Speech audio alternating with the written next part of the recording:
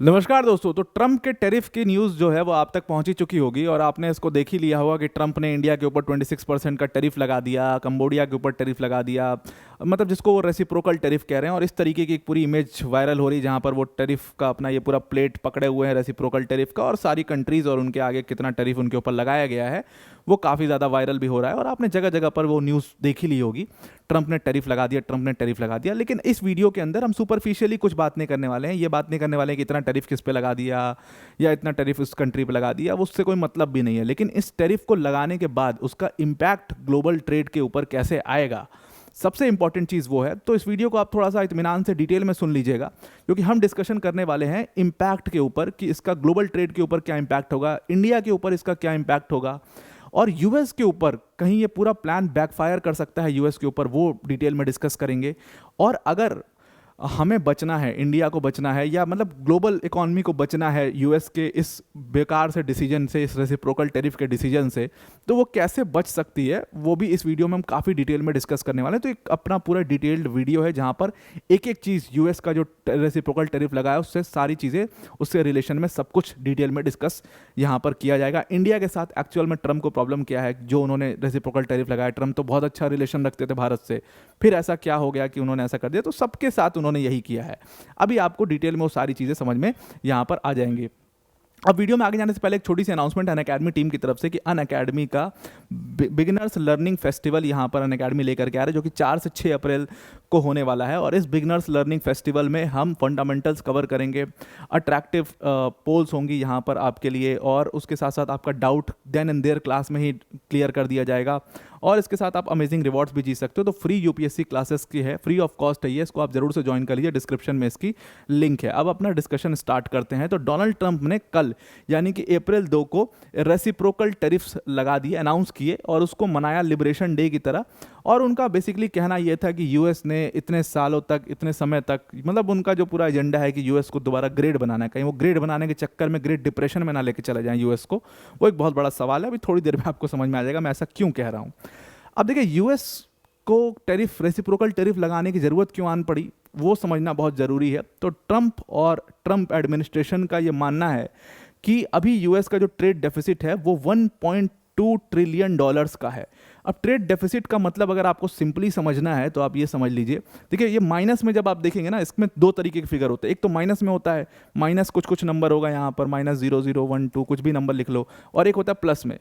तो देखिए, माइनस का मतलब सिंपल सा ये है कि माइनस का मतलब हो जाता है कि इंपोर्ट जो है उस कंट्री का वो एक्सपोर्ट से बहुत बड़ा है। तो इंपोर्ट की वैल्यू जो है वो हमेशा एक्सपोर्ट की वैल्यू से बड़ी आएगी। इसका मतलब कि हम बाहर की कंट्री से मंगा अपनी कंट्रीज में ज़्यादा रहे हैं, और हम एक्सपोर्ट मतलब पैसा कमा कम रहे हैं अपने गुड्स को एक्सपोर्ट करके दूसरी कंट्रीज में। तो वो ये केस है। तो जो यूएस का ट्रेड डेफिसिट है इस समय वो 1.2 ट्रिलियन डॉलर्स का है, और ज़्यादातर इसमें माइनस में आपको वैल्यूज़ मिलेंगी। तो ट्रेड डेफिसिट का यही मोटा मोटा मतलब होता है। और क्योंकि इतना बड़ा ये ट्रेड डेफिसिट हो चुका है, बहुत सारी कंट्री, चाइना ले लो आप, इंडिया ले लो आप, दुनिया भर की कंट्रीज़ के साथ में यूएस इस समय पर ट्रेड डेफिसिट में चल रहा है। चाइना में तो, चाइना के साथ तो बहुत बड़े ट्रेड डेफिसिट में चलता है यूएस। उसके बाद ईयू को आप उठा लो, ईयू की मोस्ट ऑफ द कंट्री में बहुत बड़े ट्रेड डेफिसिट में चलता है यूएस।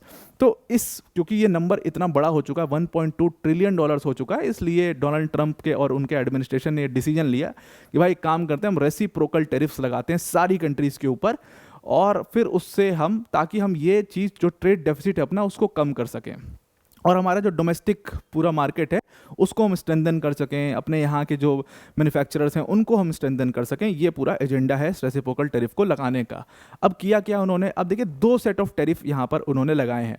एक तो बेस टैरिफ लगा दिया सारी कंट्रीज़ के ऊपर जो कि 10% का। ये अपने आप में इतना बेवकूफ़ी भरा डिसीजन है। उन्होंने क्या किया है, सारी कंट्रीज़ को एक बराबर रखा और सबके ऊपर 10% का टैरिफ झोंक दिया। सारी कंट्रीज के ऊपर जो बेस टैरिफ 10% का लगा दिया है। इसमें वो कंट्रीज भी तो आएंगी जिनके साथ ट्रेड सरप्लस में था यूएस, ट्रेड डेफिसिट में नहीं बल्कि ट्रेड सरप्लस में था। ट्रेड सरप्लस मतलब कि यूएस का एक्सपोर्ट ज़्यादा था, इंपोर्ट कम था। उन कंट्रीज के ऊपर भी 10% का टैरिफ लगा दिया है। तो यहाँ पर अपने पैर पे कुल्हाड़ी मारने वाली एक तो बात ये है। चलिए खैर, 10% का ये पहला सेट ऑफ टैरिफ है, और उसके बाद फिर ये आती है ये वाली लिस्ट। अब ये लिस्ट में उन्होंने क्या किया है कि सबसे पहले यहाँ पर आपको ये टेबल दिख रहा होगा, इसमें कंट्रीज़ का नाम है। दूसरा जो टेबल दिख रहा है आपको, यहाँ पर ये ट्रंप के एस्टिमेटेड टैरिफ्स हैं कि भाई इन कंट्रीज़ ने यूएस के गुड्स के ऊपर कितना % टैरिफ लगाया हुआ है।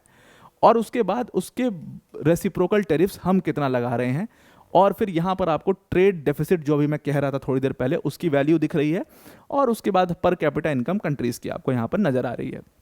अब आप अगर देखेंगे तो चलिए इस टेबल को थोड़ा समझ लेते हैं। यहाँ पर कंबोडिया जो है उसका एस्टिमेटेड टेरिफ है, मतलब कि कंबोडिया ने, ट्रम्प को ऐसा लगता है कि एस्टिमेटेडली लगभग 100%, 97% के करीब टैरिफ लगा रखे हैं यूएस गुड्स के ऊपर। तो उसके बदले में यूएस ने कंबोडिया के ऊपर 50% यानी 49% का टैरिफ यहाँ पर लगा दिया है। ठीक वैसे ही बांग्लादेश की बात आप कर लो तो बांग्लादेश का एस्टिमेटेड टैरिफ है 74% और यूएस ने बांग्लादेश के ऊपर 37% का टैरिफ लगा दिया। अब आइए चाइना के ऊपर। चाइना जो है 67% का टैरिफ चाइना ने लगा रखा है यूएस गुड्स के ऊपर, और यूएस ने 34% का टैरिफ चाइना पर लगा दिया।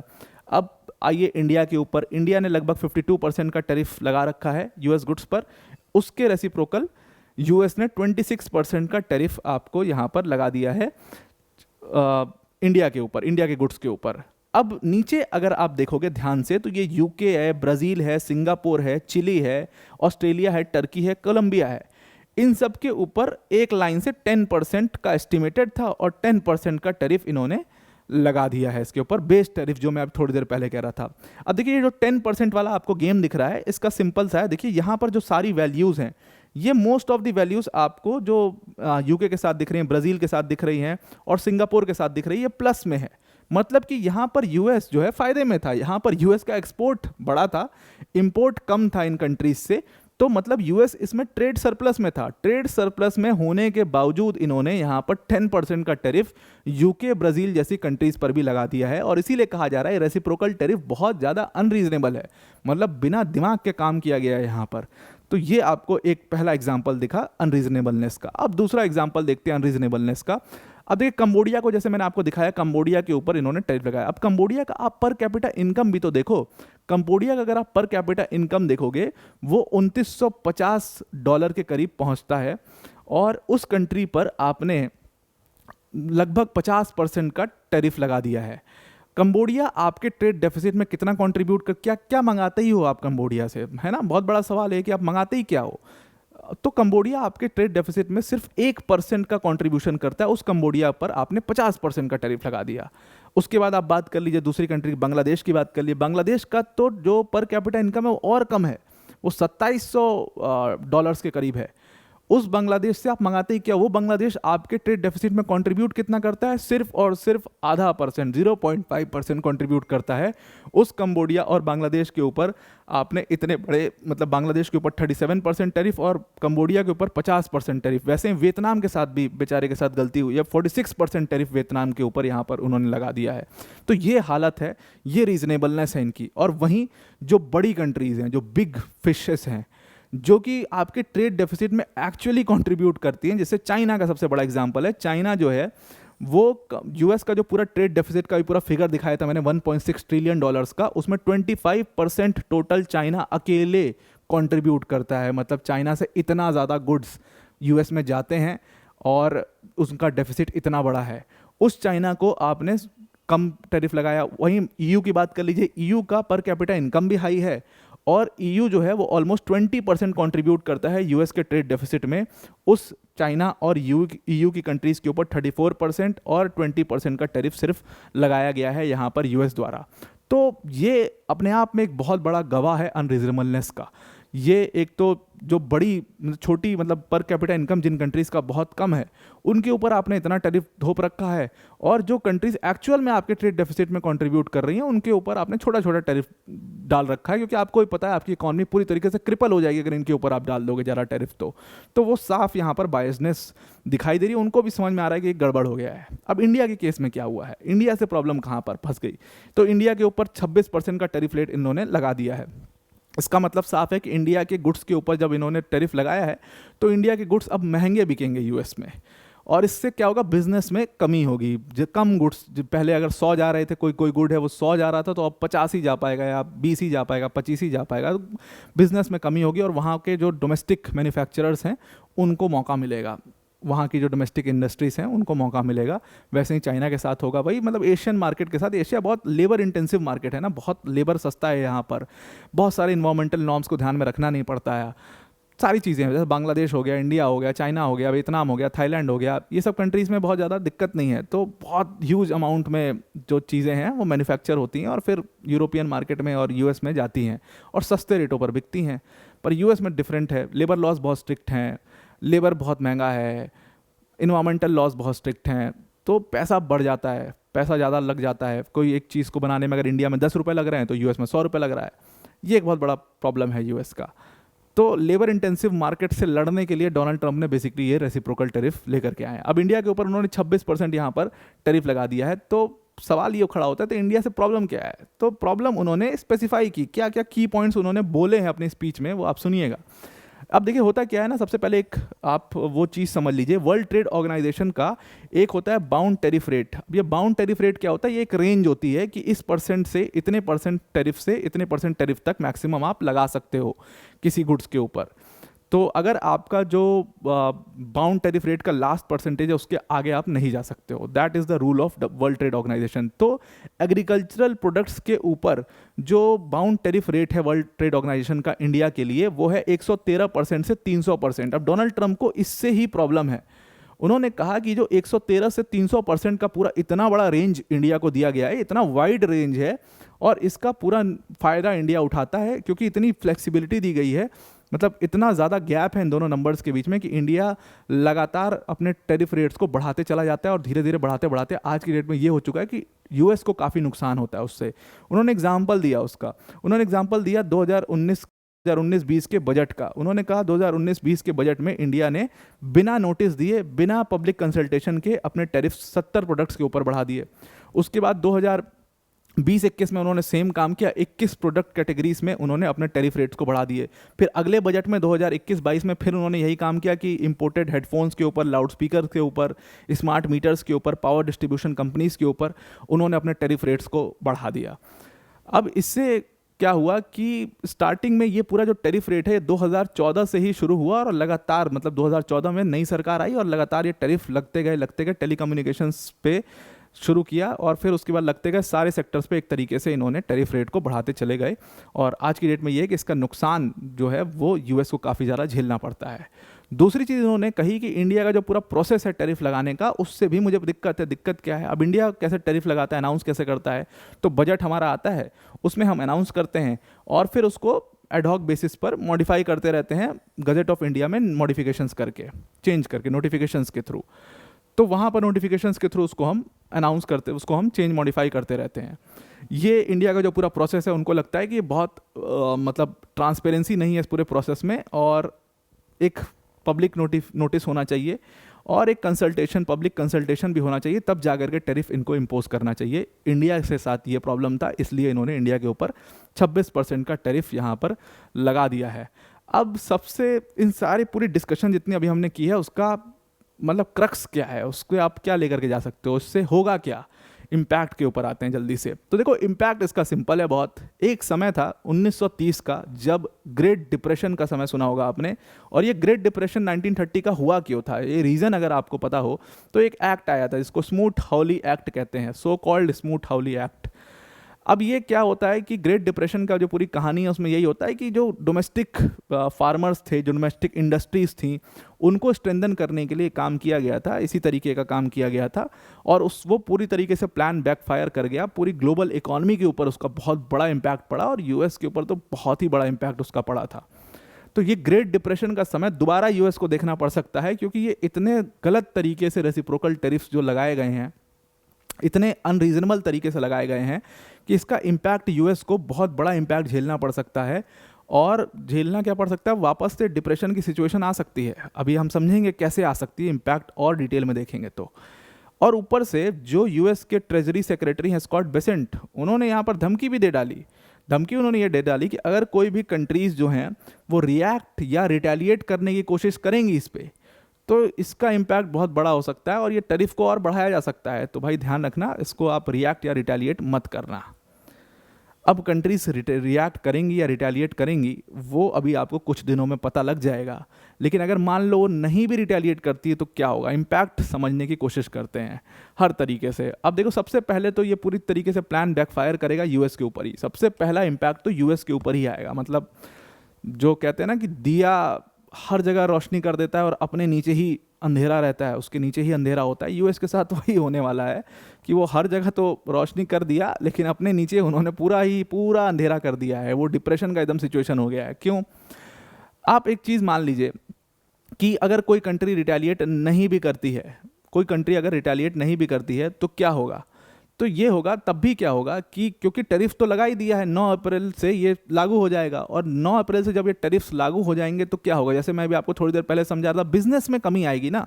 पहले 100 गुड्स जाते थे यूएस, अब टैरिफ लग गया, मेरे को महंगा पड़ रहा है, और वहाँ पर भी जो वहाँ के कंज्यूमर्स हैं उनको महंगा पड़ेगा। ऑब्वियस सी बात है भाई, मैं तो अपना टैरिफ सब कुछ लगा वगा के उस हिसाब से प्राइस रखूंगा। पहले कोई चीज़ मैं 10 रुपये की बेच रहा था यूएस में, अब वही चीज़ 26% टैरिफ लगने के बाद मैं उस हिसाब से प्राइस उसका बढ़ा दूंगा। ठीक है, तो वही चीज़ मैं अब उस हिसाब से उस रेट पर बेचूंगा यूएस के अंदर। तो महंगा किसको पड़ेगा? महंगा तो यूएस, मैं तो उतने ही रुपए में बना रहा हूँ। मैं प्रॉफिट भी, मार्जिन अपना जितना पहले रख रहा था शायद उतना ही मार्जिन अभी भी रखूँ, या थोड़ा बहुत कम मार्जिन कम कर दूं, मैं अपने मार्जिन में यहाँ पर करूँगा तो मेरा बिजनेस पर भी इंपैक्ट आएगा उसका, क्योंकि मैं मार्जिन कम करूँगा थोड़ा ज़्यादा बिजनेस करने के लिए। यूएस कंज्यूमर्स के ऊपर भी तो इंपैक्ट आएगा। उनको जो चीज़ 10 रुपये में मिल रही थी वो अब 16 रुपये में मिलेगी या 20 रुपये में मिलेगी, तो उनके ऊपर भी इसका इंपैक्ट आएगा। तो इससे कुल मिला जुला करके क्या होगा कि जो प्रॉफिट आउटलुक है, जो ग्रोथ है कंपनीज का, वो बहुत निगेटिवली रिएक्ट करेगा। और कंपनीज का ग्रोथ जब निगेटिवली रिएक्ट करेगा तो स्टॉक मार्केट जो है वो लगातार गिरते चला जाएगा, जिससे ग्लोबल इकोनॉमी के ऊपर एक बहुत बड़ा इंपैक्ट होगा। इसीलिए अगर आप स्टॉक मार्केट्स में डील करते हैं तो अगले कुछ दिन बड़े सावधान रहिएगा, क्योंकि अब ये ट्रेड वॉर के समय रिटेलिएशन, इधर से रिटेलिएशन, ये वो सब दुनिया भर की चीज़ें चल रही हैं। आपको बहुत सावधान रहना है इसमें, क्योंकि ये चीज़ आपके लिए घातक भी हो सकती है, क्योंकि मार्केट अभी तेज़ी से नीचे जाएगा और वो दिखना भी शुरू हो गया। मैं देख रहा था थोड़ी देर पहले, और अभी आने वाले समय में वो जैसे ये लागू होगा तो वो आपको और ज़्यादा दिखाई देगा। मार्केट अभी और ज़्यादा थोड़ा थोड़ा निगेटिवली रिएक्ट करेगा, नीचे गिरेगा, और वो इसी वजह से गिरेगा क्योंकि प्रॉफिट पर तो इम्पैक्ट पड़ा ही है ना। अगर कोई कंट्री मान लो रिटेलिएट नहीं भी करती है, कुछ नहीं भी होता है, तब भी प्रॉफिट के ऊपर तो इम्पैक्ट पड़ा ही है। तो इसका मतलब साफ है कि ये चीज़ होने वाली है, मार्केट नीचे गिरेगा और वर्ल्ड इकोनॉमी के ऊपर इसका इम्पैक्ट 100% आएगा। उसके बाद दूसरी चीज़ क्या होगा, यूएस में इन्फ्लेशन बहुत तेज़ी से बढ़ेगा। अब वर्ल्ड इकोनॉमी के ऊपर तो जो होगा होगा ही, यूएस में भी तो इन्फ्लेशन बहुत तेज़ी से बढ़ेगा। कैसे बढ़ेगा, आप एक एग्जांपल के तहत समझते हैं। जैसे मान लो इंडिया के ऊपर इन्होंने 26% का टैरिफ लगा दिया। अब मान लो अगर यूएस डॉलर जो है वो स्ट्रेंथन हो जाए, जैसे अभी एक यूएस डॉलर जो है वो 85 इंडियन रुपी के बराबर हो जाता है, मोटा मोटा मान लेते हैं। अब मान लीजिए यही चीज़ बढ़ करके एक यूएस डॉलर जो है वो 108 इंडियन रुपी के बराबर हो जाए, तब तो यूएस में कुछ फील नहीं होगा। यूएस के कंज्यूमर्स को कोई इम्पैक्ट नहीं पड़ेगा, उनको कुछ महंगाई नहीं लगेगी, उनको कुछ फील नहीं होगा, बिल्कुल बराबरी की बात आ जाएगी यहाँ पर। और इससे क्या होगा, अब इससे क्या होगा कि अगर मान लो यूएस का डॉलर स्ट्रेंथन हो जाता है तो इंडियन रुपी मतलब वीकन होगा एक तरीके से, और इंडियन रुपी अगर वीकन होगा तो वो इंडियंस का जो परचेजिंग पावर है उसको इम्पैक्ट करेगा। और दूसरी चीज़ क्या है कि जब इंडियन रुपी वीक होगा तो जाहिर सी बात है हमारे लिए जो एक्सपोर्ट कॉस्ट होता है वो बढ़ जाएगा, क्योंकि हमारे लिए क्रूड ऑयल का कॉस्ट हमें महंगा पड़ेगा, और इंडिया में तब आपको इन्फ्लेशन देखने को मिलेगा। लेकिन मान लीजिए सपोज, जो कि बहुत मुश्किल है, अभी यूएस डॉलर स्ट्रेंथन होना बहुत मुश्किल है, बहुत सारी चीज़ें होती है, उसके ऊपर कभी डिटेल में और चर्चा करेंगे। लेकिन मान लीजिए कि अगर यूएस डॉलर स्ट्रेंथन नहीं होता है, सेम रहता है, मतलब एक यूएस डॉलर जो है 85 इंडियन रुपी के बराबर ही रहता है, तब ये जो 26% की मार है, जो कि अभी मैं थोड़ी देर पहले कह भी रहा था आपसे, वो तो यूएस के कंज्यूमर पर पड़ेगी ना। और यूएस के कंज्यूमर पर जब ये 26% की मार पड़ेगी, जो चीज़ मैं 10 रुपये में बेच रहा था, अब मैं 16 रुपये 20 रुपये में बेचूंगा यूएस के अंदर, अपना मार्जिन कम करके भी मैं उसको 20 रुपये में बेचूंगा, तो उसका अल्टीमेटली तो वो यूएस कंज्यूमर के ऊपर उसकी मार पड़ेगी ना। वो चीज़ उनको कहीं ना कहीं अभी झेलना पड़ेगा। और क्या यूएस मार्केट, एक बहुत बड़ा सवाल है कि क्या यूएस मार्केट इस चीज़ के लिए प्रिपेयर्ड है कि इतने बड़े अमाउंट में जो गुड्स इंपोर्ट किए जा रहे थे चाइना से, सिंगापुर से, आपका वियतनाम से, इंडिया से, बांग्लादेश से, क्या यूएस का जो डोमेस्टिक मैन्युफैक्चरर है वो इस लेवल पर इतना तैयार है कि वो जो गैप आएगा उसको फिल इन कर पाएगा। और यही डिप्रेशन वाली स्टोरी पूरी हुई थी कि यूएस का जो डोमेस्टिक इंडस्ट्रीज थी, जो फार्मर्स थे, वो इस लेवल पर इक्विप्ड नहीं थे कि वो उस पूरे गैप को, इतने बड़े गैप को फिल इन कर दें। और वहीं से डिप्रेशन की शुरुआत हुई थी, क्योंकि अल्टीमेटली फिर यूएस को क्या था कि मंगाना तो बाहर से ही है गुड्स, और जब बाहर से ही मंगाना है और टैरिफ भी लगा दिया, तब तो वो महंगा ही पड़ रहा है, उल्टा उनके कंज्यूमर्स को ही महंगा पड़ रहा है। तो वही चीज़ पूरी तरीके से बैकफायर कर गई थी, वो यहीं पर, यहाँ पर भी वो पूरी तरीके से बैकफायर कर सकती है। अब इसके साथ साथ क्या होगा, अब बाकी दुनिया की अगर आप बात करो तो बाकी दुनिया में यूएस जो है वो एक बड़ा कंज्यूमर है, बिल्कुल है। यूएस का कंट्रीब्यूशन अगर आप देखोगे वर्ल्ड ट्रेड के अंदर तो वो लगभग 13% का है। अब अगर आप इसको हटा भी दो और कंपेयर करो दूसरे मार्केट्स से, तो यहाँ पर यूरोप का एक बहुत बड़ा मार्केट है जो कि लगभग जिसका वर्ल्ड ट्रेड में कंट्रीब्यूशन 38% का है, और एशिया का भी बहुत बड़ा मार्केट है जिसका वर्ल्ड ट्रेड में कंट्रीब्यूशन लगभग 35% का है। और आप जानते हो कि एशिया और यूरोप की गिव एंड टेक वाले रिलेशनशिप भी हो सकती है। जिस तरीके से यूएस एक बहुत बड़ा मार्केट रहा, जिस तरीके से यूएस एक बहुत बड़ा कंज्यूमर बेस्ड मार्केट है, हर कंट्री अपना मैन्युफैक्चर करे और जा करके यूएस में गुड्स को बेच सकती है क्योंकि वहाँ पर कंज्यूमर बहुत है, परचेजिंग पावर हाई है उनका। वैसा ही एशिया के साथ यूरोप का केस है। यूरोप में भी तो परचेजिंग पावर हाई है और यूरोप भी एक बहुत बड़ा कंज्यूमर बेस्ड मार्केट बन सकता है, और उसका ग्लोबल ट्रेड में जो अकाउंटेबिलिटी वो भी 38% की है, एशिया की 35% की है। अगर यहाँ पर, और इसीलिए मैं अभी मैक्रोन यही चीज़ थोड़ी देर पहले कह रहे थे कि अगर यूरोप और एशिया यहाँ पर साथ आ जाते हैं और अगर वो अपने टाइज को, कंट्रीज ने अपने टाइज को स्ट्रेंथन कर लिया, तो ये यूएस के लिए एक बहुत बड़ा, मतलब बहुत बड़ा गलत स्टेप होगा जो कि उनके लिए लास्ट में एकदम नासूर की तरह साबित होगा। और वो चीज़ ट्रंप ने एक मौका सा दे दिया है। यूरोप में वैसे ही मैक्रोन अपने आप को लीडर बनना चाह रहे हैं, यहाँ पर उन्होंने जियोपॉलिटिक्स के अंदर भी एक मौका सा दे दिया है ट्रेड वॉर, टैरिफ वॉर की वजह से, कि अब यूरोप खुद के दम पर बहुत कुछ कर सकता है। जहाँ पर वो यूएस के ऊपर डिपेंडेंट रहते थे हर चीज़ के लिए, अब वो यूएस के ऊपर उनकी डिपेंडेंसी ख़त्म हो जाएगी और वो अपने जो ये परचेजिंग पावर है उसको यूज़ करके कहीं ना कहीं एशिया के मार्केट के साथ हाथ मिला करके बहुत बढ़िया परफॉर्म कर सकते हैं। और same goes with Asia also. तो यहाँ पर एक बहुत बड़ा गैप आ सकता है और तब वर्ल्ड इकोनॉमी के ऊपर उतना इम्पैक्ट नहीं पड़ेगा, लेकिन जब ये लोग साथ आ जाएंगे तो उसका इम्पैक्ट किस पे पड़ेगा, अगेन यूएस के ऊपर पड़ेगा। तो ये पूरा प्लान कंट्रीज़ को इम्पैक्ट करने से बड़ा, अब देखो कंट्रीज़ को तो इम्पैक्ट करेगा, मैंने आपको समझाया कैसे, लेकिन इससे ज़्यादा वो यूएस को खुद इम्पैक्ट करेगा और ये बात यूएस को समझनी बहुत ज़्यादा ज़रूरी है। लेकिन अभी भी डोर्स खुले हैं, निगोशिएशन हो सकती है, लीडर्स निगोशिएट कर सकते हैं यूएस के साथ।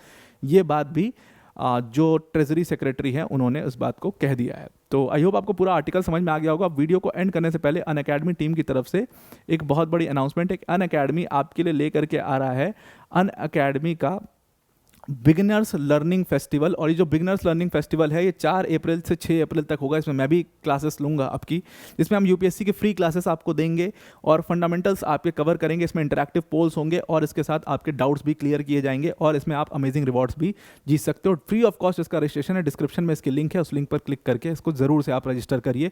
तो आई होप आपको पूरा आर्टिकल समझ में आ गया होगा। आज के लिए इतना ही। Thank you and have a nice day.